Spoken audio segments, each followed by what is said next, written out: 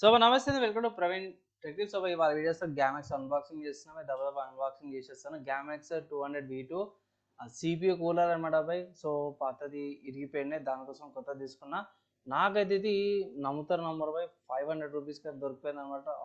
Offers అవేం లేవు, ఆఫ్లైన్లోకి వెళ్ళేసి స్టోర్లో బార్గెన్ చేసి తక్కువకి ఇచ్చిరు అనమాట బై.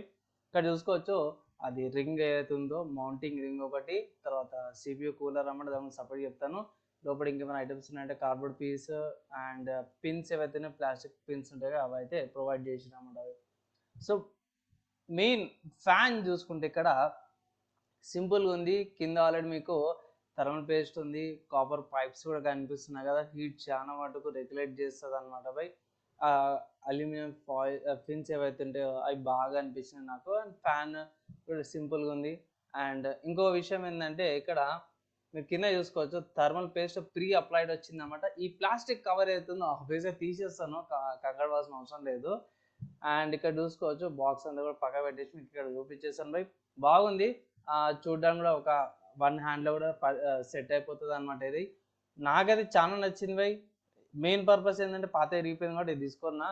పాత దానికంటే ఇది ఇంకా తక్కువకి వచ్చింది అనమాట. సో ఇది 500 రూపీస్కి వచ్చింది అనమాట. అండ్ ఇక్కడ రింగ్ చూసుకోవచ్చు, సింపుల్గా ఉంది, బేసిక్ రింగ్ అనమాట బై. మౌంటింగ్ కాడ కొంచెం ప్రెషర్ పెట్టాల్సి వస్తుంది అంతే, తప్పించి ఏం లేదు. ఇక్కడ అవి క్లిప్ అనమాట, మౌంటింగ్ క్లిప్ అది అంతే అనమాట బై. అండ్ నెక్స్ట్ నాకైతే ఇది బాగానే అనిపించింది. పాత దానిలాగానే ఉంది, కానీ పాత దీనికి యూజ్ చేయలేము కదా, అదైతే ఏం చేయలేము. సో పక్కకు పెట్టేస్తున్నాం మౌంటింగ్ అయితేనేమో. చాలా అయితే సబ్స్క్రైబ్ చేసుకున్నాయి. అండ్ ఇక్కడ ఫ్యాన్ చూసుకోవచ్చు బై, RGB కాదనమాట, నార్మల్ బేసిక్ అనమాట, బేసిక్ ఫ్యాను. సో బై ఈ వీడియోకి అయితే ఇంతే. వీడియో నచ్చి మంచిగా అనిపిస్తే like and share, channel subscribe చేసుకొని నెక్స్ట్ వీడియోలో కలుసుకుందాం.